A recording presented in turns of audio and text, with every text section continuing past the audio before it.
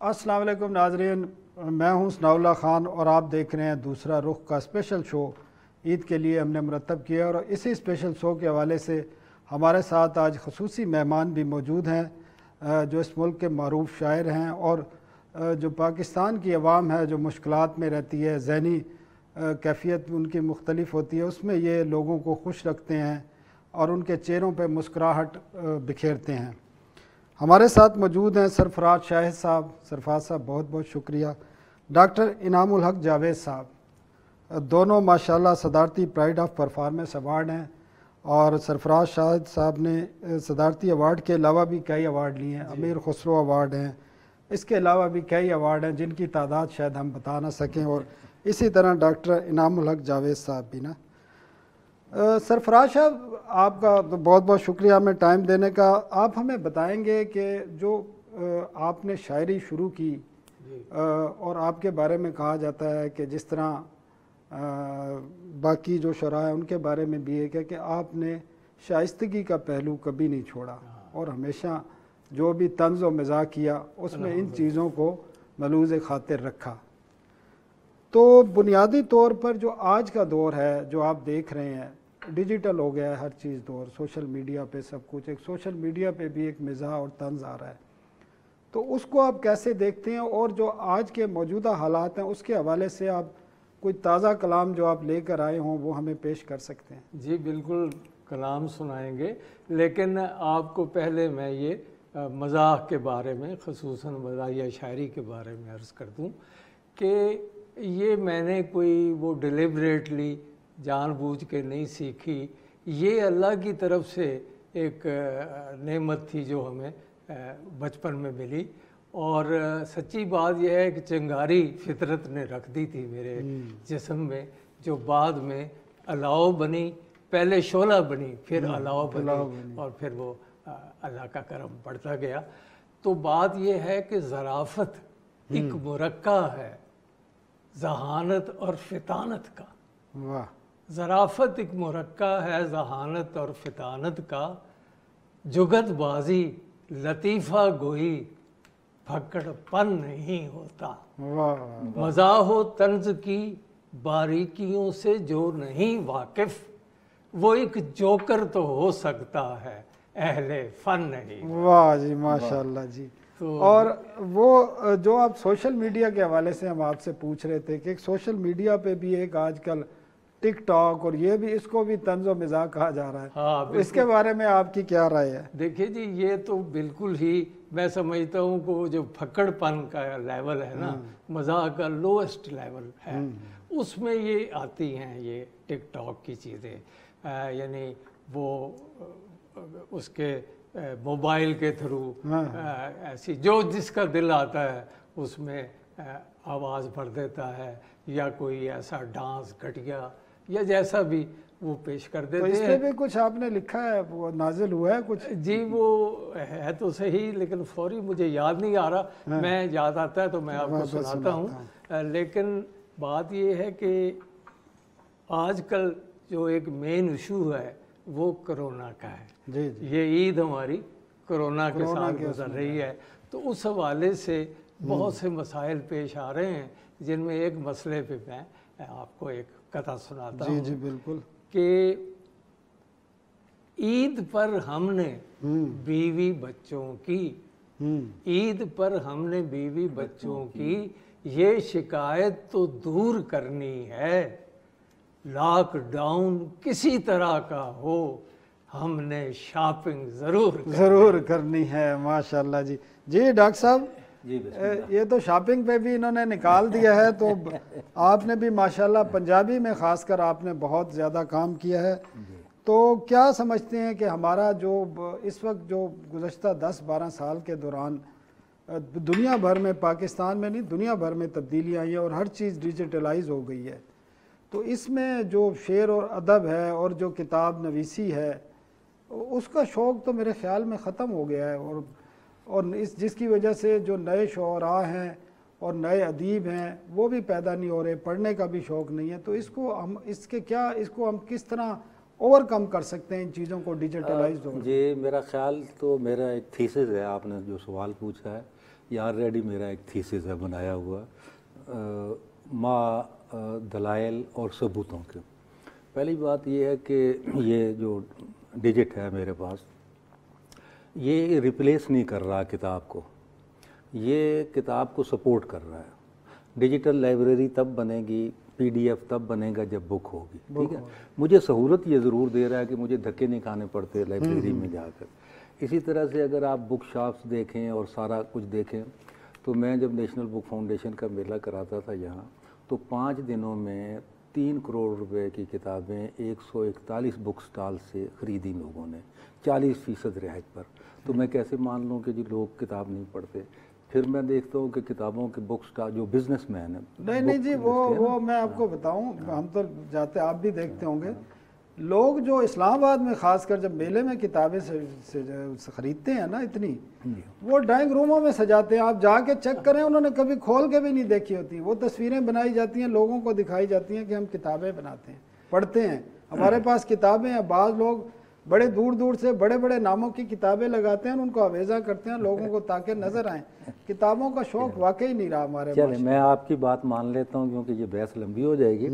میں مزاحیہ شاعری کے حوالے سے عرض کرتا ہوں کہ یہ جو آپ کا پروگرام ہے اس کا نام میں نے ابھی دیکھا ہے کہ دوسرا رخ ہے. تو مزاحیہ شاعری بھی جو ہے سنجیدہ شاعری کا دوسرا رخ یہ ہے. ایک ایسا رخ ہے جو باطن سے نکال کے چیزوں کو ایک منفرد پیرائے میں بات کر دیتا ہے مزاح نگار, وہی بات جو شاید سنجیدہ آدمی نہ کر سکے. تو یہ اس دفعہ چونکہ کرونائی عید ہے, یہ عید ہماری کرونائی ہے, پہلے بھی دونوں عیدیں کرونائی گزری, تو چند قطعات میں آپ کو پیش کرتا ہوں تاکہ ہماری گفتگو منظوم ہو جائے. جی. تو آج کل کیا ہو رہا ہے کہ کارے بیکارہ, جیسے وہ کسی زمانے میں کہا کرتے تھے, جیسے میں کہتا ہوں کہ آج کل ہم مچھلی کو تیرنا سکھا رہے ہیں, آج کل ہم ڈرائیور کو گاڑی چلانا سکھا رہے ہیں. ٹھیک ہے, یہ اس طرح کے کام کر رہے ہیں جو. تو وہ تھا کہ گھر میں پڑا ہوا ہوں اور بڑبڑا رہا ہوں, گھر میں پڑا ہوا ہوں اور بڑبڑا رہا ہوں, میں اپنی شاعری اب خود کو سنا رہا ہوں. ہے نہیں کوئی سننے والا. گھر میں پڑا ہوا ہوں اور بڑبڑا رہا ہوں, میں اپنی شاعری اب خود کو سنا رہا ہوں. مینگو سے جو بنایا تھا ملک شیک میں نے, مینگو سے جو بنایا تھا ملک شیک میں نے, اس ملک شیک سے اب مینگو بنا رہا ہوں. اور ایک قطعہ اور سن لیجئے عید کے حوالے سے کہ آج کل یہ شوگر کا بھی معاملہ ہے اور گھروں میں میٹھی چیزیں کم کھائی جاتی ہیں, تو اس پہ میں نے چینی مہنگی بھی ہے جی. ہاں چینی مہنگی بھی ہے, چینی مہنگی. میں نے ایک کیک جو بھجوایا تھا نورین کے گھر, عید پہ تحفے بھیج دیا, میں نے ایک کیک جو بھجوایا تھا نورین کے گھر, لے گئی گفٹ میں آگے سے وہ پروین کے گھر. واہ واہ واہ. گھوم کر ایسے ہی یہ اور بھی 2-3 کے گھر, آ گیا شام تلک پھر اسی مسکین کے گھر. واہ واہ واہ جی. یہ اسی پہ ایک سلطانہ بھی تھی جی. سرفراز شاہد صاحب نے جو ہے ایک لکھا تھا, یہاں سلطانہ پڑھتی تھی. تو اس پہ بڑا یہ واقعہ بھی سنائیں گے, بڑے اس پہ ہنگامے بھی ہوئے ہیں. تو وہ پہلے سنائیں, اس کے بعد یہ نظم ہم سنیں گے. ایکچولی بات یہ ہے کہ میں اس وقت یونیورسٹی آف پشاور میں ایم ایس سی کا اسٹوڈنٹ تھا. ٹھیک ہے. تو وہ یونیورسٹی دور کی بات یہ ہے جی 62-63 کی. ان دنوں پشاور میں ایک ہیومرس شاعر تھے مرزا محمود سرحدی. ٹھیک ہے. تو وہ اکثر یونیورسٹی کے مشاعروں میں آتے تھے. تو ایک مشاعرہ ہوا اور میں نے کہا یار نئی چیز کوئی لکھیں. تو میں نے یہ نظم لکھی اور پہلی بار یونیورسٹی میں نے پریزنٹ کی. ٹھیک ہے. اچھا تھا تھوڑا سا ڈیرنگ کام, کیونکہ نام اس وقت تک کوئی کسی کا لے نہیں سکتا تھا. پھر میں نے سلیکٹ کیا کہ یار سلطانہ ٹھیک ہے, ریحانہ فرزانہ ہو جاتی ہیں, لیکن یہ ایک جنرل نام ہے, مشہور نظم. جی مشہور. تو وہ پھر میں نے وہ نظم یونیورسٹی میں سنائی. پلیز جی. اس کے 2-3 بعد میں آپ کو سنا دیتا ہوں کہ عرض کیا ہے کہ وہ اس کالج کی شہزادی تھی اور شاہانہ پڑھتی تھی. وہ اس کالج کی شہزادی تھی اور شاہانہ پڑھتی تھی. وہ بے باکانہ آتی تھی, وہ بے باکانہ پڑھتی تھی، بڑے مشکل سبق تھے جن کو وہ روزانہ پڑھتی تھی، وہ لڑکی تھی مگر مضمون سب مردانہ پڑھتی تھی۔ یہی کالج ہے وہ ہمدم جہاں سلطانہ پڑھتی تھی، اور کلاسوں میں ہمیشہ دیر سے وہ آیا کرتی تھی۔ آپ کو تو ڈاکٹر صاحب ہو گیا تجربہ، آپ کا تو ڈائریکٹ تجربہ ہے MSc کا۔ کتابوں کلاسوں میں عرض کرتا ہوں، کلاسوں میں ہمیشہ دیر سے وہ آیا کرتی تھی، کتابوں کے تلے فلمی رسالے لایا کرتی تھی۔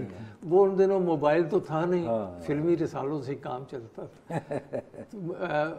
کتابوں کے تلے فلمی رسالے لایا کرتی تھی، وہ جب دوران لیکچر بور سی ہو جایا کرتی تھی تو چپکے سے کوئی تازہ ترین افسانہ پڑھتی تھی۔ یہی کالج ہے وہ ہمدم جہاں سلطانہ پڑھتی تھی۔ اور شعر ہے کہ کتابیں دیکھ کر کڑتی تھی، محو یاس ہوتی تھی۔ کتابیں دیکھ کر کڑتی تھی، محو یاس ہوتی تھی، بقول اس کے کتابوں میں نری بکواس ہوتی تھی۔ سنال صاحب ایک منٹ روک کے، یہ تو آپ کا تھیسس ہے پورا، ابھی جو آپ نے کہا کہ کتابیں لوگ نہیں پڑھتے، کتابیں دیکھ کر کڑتی تھی، محو یاس ہوتی تھی، بقول اس کے کتابوں میں نری بکواس ہوتی تھی، اور تعجب ہے کہ وہ ہر سال کیسے پاس ہوتی تھی، جو علم کو مولانا کو ملوانا پڑتی تھی۔ یہی کالج ہے وہ ہمدم جہاں سلطانہ۔ جی سرفراز صاحب، ایک جو ہم وقفہ لیتے ہیں اور اس کے بعد دیکھیں گے یہاں سلطانہ پڑھتی تھی، تو پھر آپ نے لڑکوں کے احتجاج پر یہ بھی بنایا کہ یہاں سلطان پڑھتے تھے۔ وقفے کے بعد یہ بھی سنیں گے اور ڈاکٹر صاحب سے بھی ہم گفتگو کریں گے کہ مہنگائی اور جو باقی مسائل ہیں ان پر مزاحیہ جو اشعار لکھنے والے ہیں وہ کس قسم کے کردار ادا کر رہے ہیں اور کیا نئی چیزیں لا رہے ہیں۔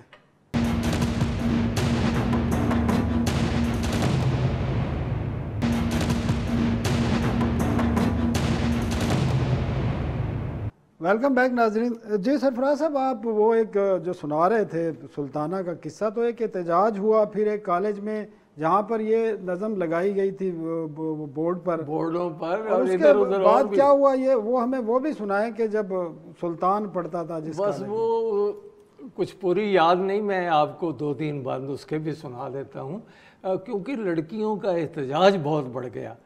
سنتی وہ ضرور تھی ہر مشاعرے میں، لیکن اس کے بعد وہ شور اور ڈالتی تھی۔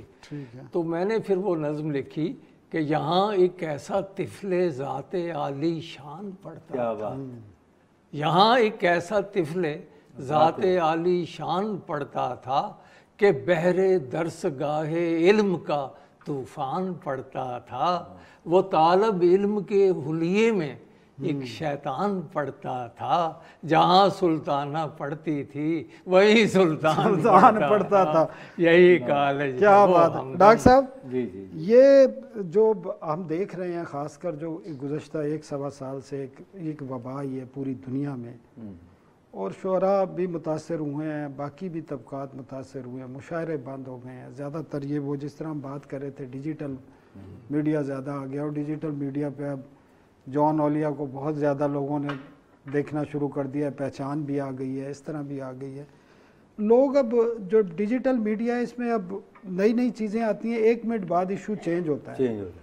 تو جس طرح ہمارے شعراء خاص کر آپ لوگوں نے معاشرے میں لوگوں کو شعور بھی دیا ہے طنز و مزاح کے ذریعے سے، اب تو آپ کے پاس ایک زیادہ پلیٹ فارم ہے کہ آپ جو پبلک کے ایشو ہیں، عوام کے ایشو ہیں یا معاشرے کے ایشو ہیں، ہمارے سوسائٹی کے ایشو ہیں، چاہے وہ فائنینشیل ہیں، مہنگائی کے ایشو ہیں، اکنامک کے ایشو ہیں، یا کوئی اور ایشو ہیں جو ہمارے مذہبی خاص کر ایشوز ہیں، اس حوالے سے آپ جو ہمارے شعراء ہیں، جو ہمارا قیمتی سرمایہ ہے اس ہمارے ملک کا، وہ کیا کر رہے ہیں، کون سی نئی چیزیں لا رہے ہیں؟ آپ سمجھتے ہیں کہ اس کے لیے کام ہو رہا ہے؟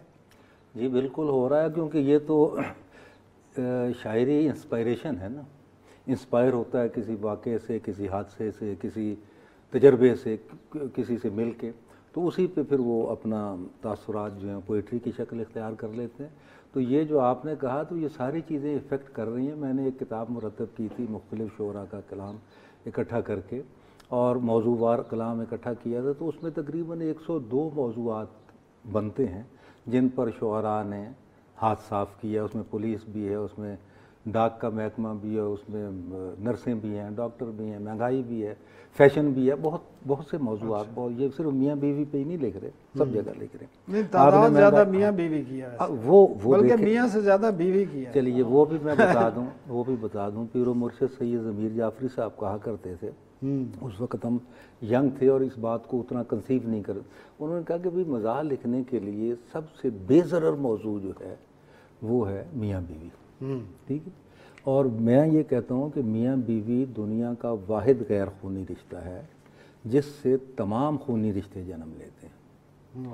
اور یہ بھی میرا ہی قول ہے کہ جو سنجیدہ شاعری ہے یہ محبوبہ کے ارد گرد گھومتی ہے اور مزاحیہ شاعری منقوحہ کے ارد گرد گھومتی ہے.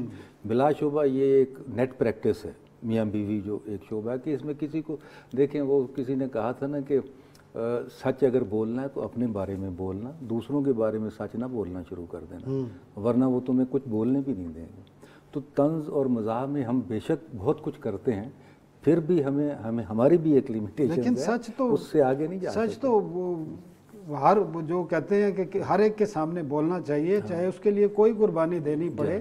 اور شاعر نے, اگر آپ جالب کو دیکھ لیں, فیض کو دیکھ لیں, فراز کو دیکھ لیں, میں نے تو بدقسمتی سے پچھلی 1-2 دہائی میں جو ہمارے ملک میں سیاسی تبدیلیاں آئی ہیں, جو مسائل آئے ہیں, اس میں نہ میں نے فیض کو کہیں دیکھا, نہ جالب کو دیکھا, نہ فراز کو دیکھا, اور اگر دیکھا ہوتا تو وہ بھی جیلوں میں کھڑے ہوتے.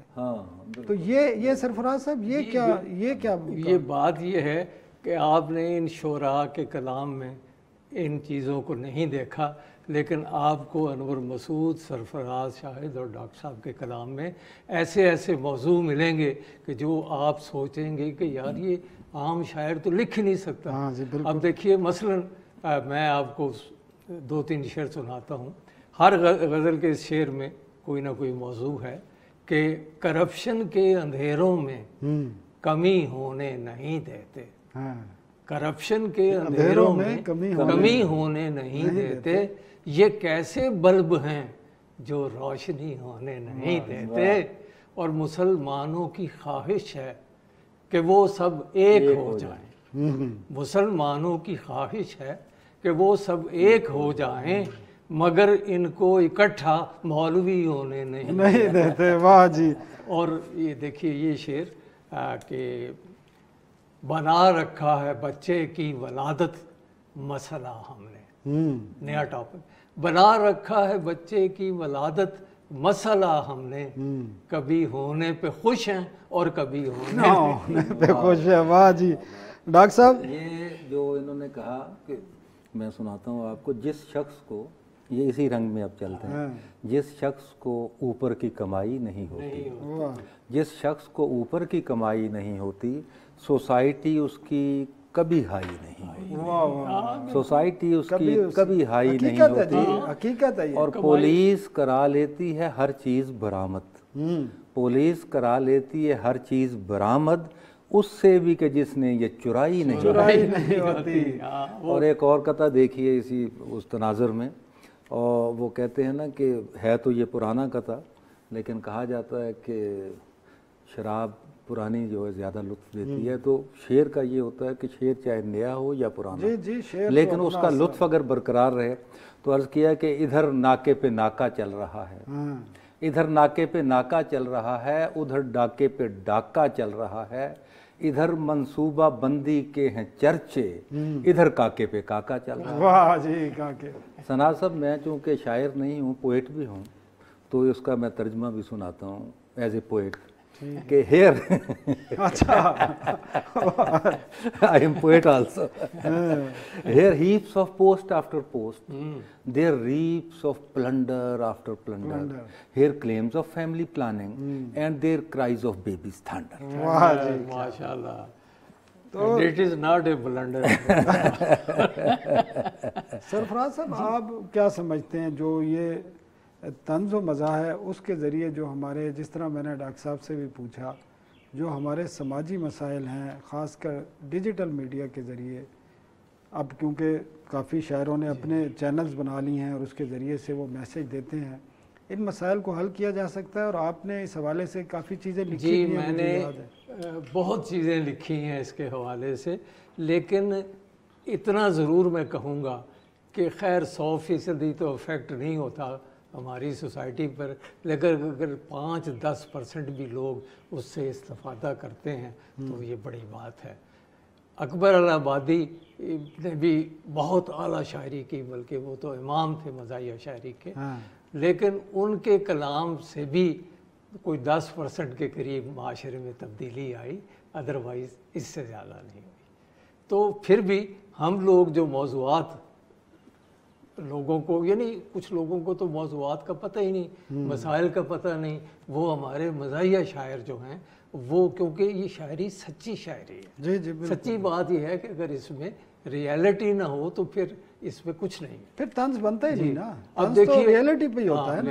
اب دیکھیے مثلاً یہ ہمارے لوگ جو باہر نوکریاں کر رہے ہیں غیر ممالک میں، ہمارے پی ایم صاحب بھی روز ان کی تعریف کرتے ہیں کہ ہمارے لاکھوں آدمی جو ہیں وہ یہ بات ہم بریک کے بعد سنیں گے. ناظرین ایک بریک لیتے ہیں اور سرفراز صاحب، شاہد صاحب جو سنانا چاہ رہے تھے وہ ہم بریک کے بعد سنیں گے.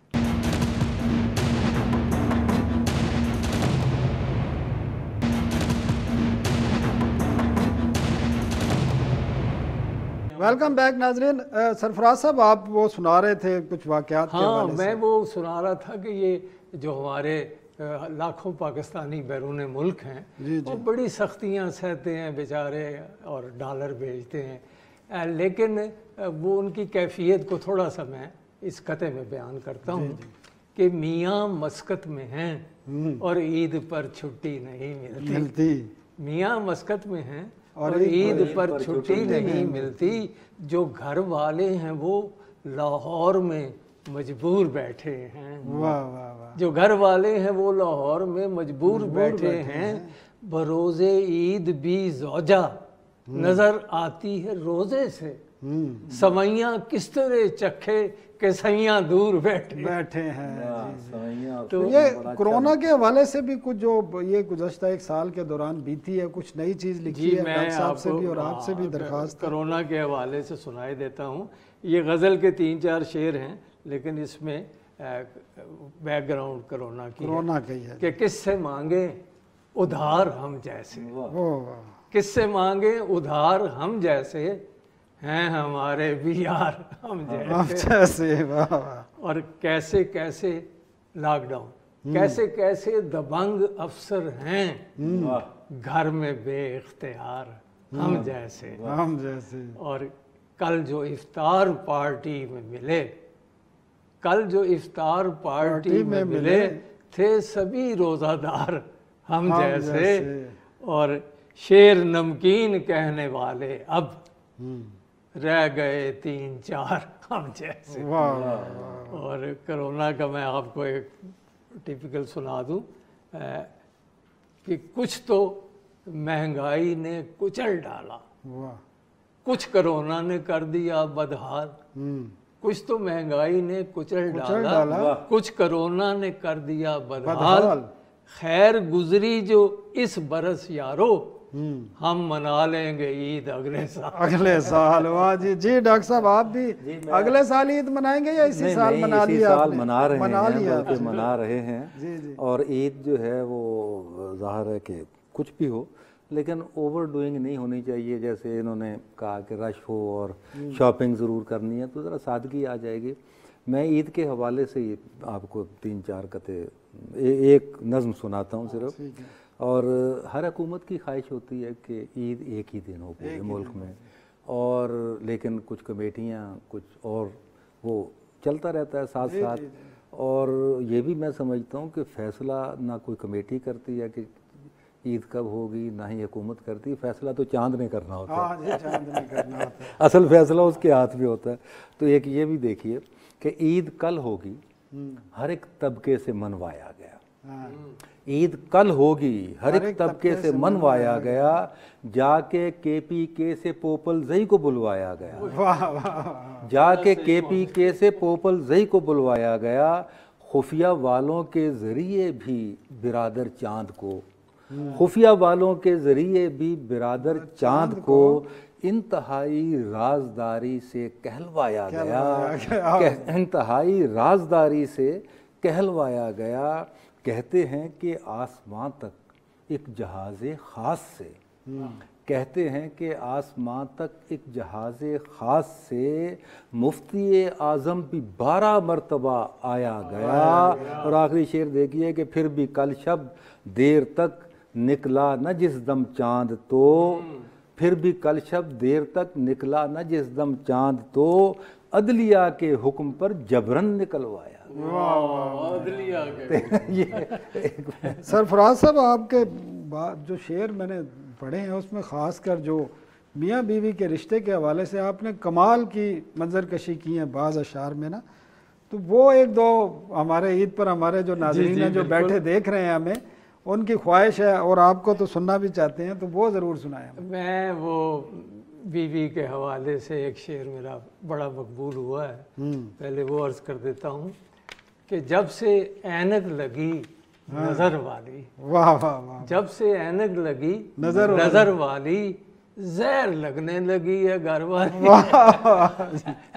کیا بات۔ اچھا پھر ایک چھوٹی سی نظم ہے میری، باڈی لینگویج، اس کا عنوان ہے باڈی لینگویج، اور یہ دو ایک عورت اور ایک مرد جا رہے ہوں کہیں بھی سیر کر رہے ہوں، تو آپ ان کی باڈی لینگویج سے یہ اندازہ لگا سکتے ہیں کہ ان کا آپس میں کیا رشتہ ہے۔ کیا رشتہ؟ تو وہ نظم مختصر سی میں پیش کرتا ہوں کہ کل شام کلفٹن پہ کہا مجھ سے خضر نے، واہ، کل شام کلفٹن پہ کہا مجھ سے خضر نے، ایک شوق سے جوڑے کی طرف کر کے اشارہ، کہ ہو مرد کے ہمراہ اگر ایک بت کافر، ہو مرد کے ہمراہ اگر ایک بت کافر، اس مرد کی پہچان کا گر سیکھ خدا را۔ اور وہ گر کیا ہے کہ اکڑی ہوئی گردن ہو اگر مرد کی سمجھو، اکڑی ہوئی گردن ہو اگر مرد کی سمجھو، اس شوق کا عاشق ہے وہ، اس شوق کا عاشق ہے وہ، اور ہے بھی کنوارا، اور گھر جھیپ کے چلتا ہو نگاہوں کو جھکائے، گھر جھیپ کے چلتا ہو نگاہوں کو جھکائے، سمجھو کہ وہ لڑکی کا برادر ہے بیچارہ، لیکن جو تمہیں آئے نظر خستہ و بیزار، سمجھو کہ وہ خاوند ہے تقدیر کا وارا۔ یونیورسل بات کی ہے آپ نے، مدلل بات۔ جی جی، تو ہم ایک چھوٹا سا وقفہ لیتے ہیں، اور وقفے کے بعد ہم بات کریں گے جو نیا پاکستان بننے جا رہا ہے گزشتہ 3 سال سے، اس میں ہمارے یہ جو شعراء ہیں ان کا کیا کہنا ہے، اور ان کا کیا، انہوں نے کیا اس سے نکالا ہے کہ آیا کہ پاکستان میں نیا پاکستان بن گیا ہے یا بننے جا رہا ہے۔ ایک وقفے کے بعد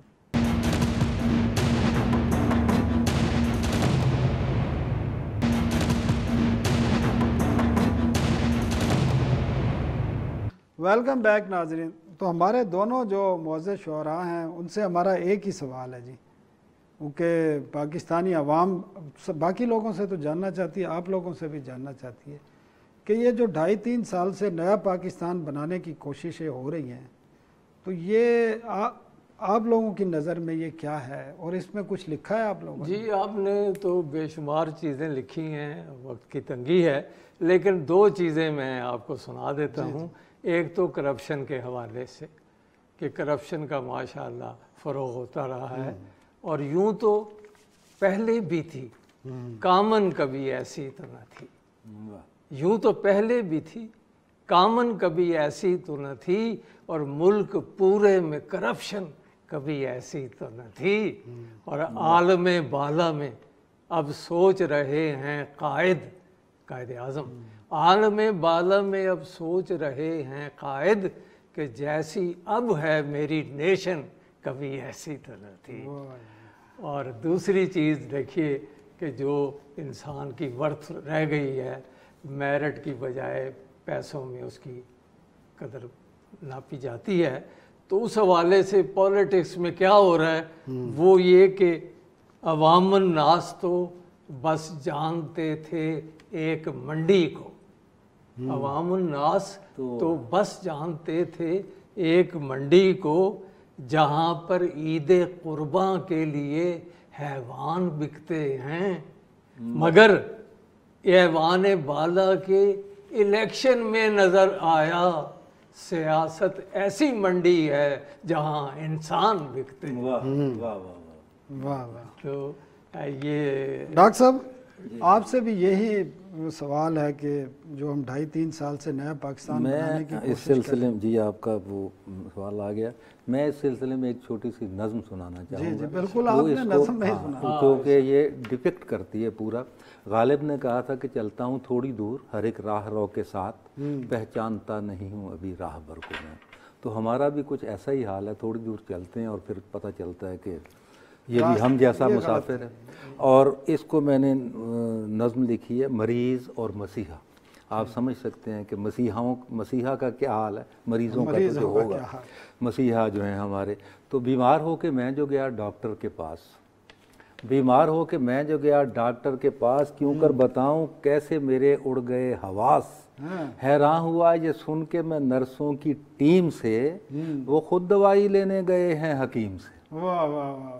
اور آگے سے جب حکیم کو ڈھونڈا ہوا عیاں، آئے تھے اس جگہ جو ابھی ڈاکٹر فلاں، ان کو پے مشاورت یہ حاذق زماں لے کر گئے ہوئے ہیں کسی ہومیو کے، اور ناچار ہومیو کی طرف اٹھ گئے قدم، ناچار ہومیو کی طرف اٹھ گئے قدم۔ پہنچا وہاں جو پاٹ کر گلیوں کے پیچ و خم، بولا یہ بال کا کہ مجھے آپ کی قسم، تینوں گئے ہیں پیر کے در پر کرانے دم۔ اور آخری بند دیکھیے کہ آخری یہ چوتھا ہمارا مسیحا ہے کہ تینوں گئے ہیں پیر کے در پر کرانے دم۔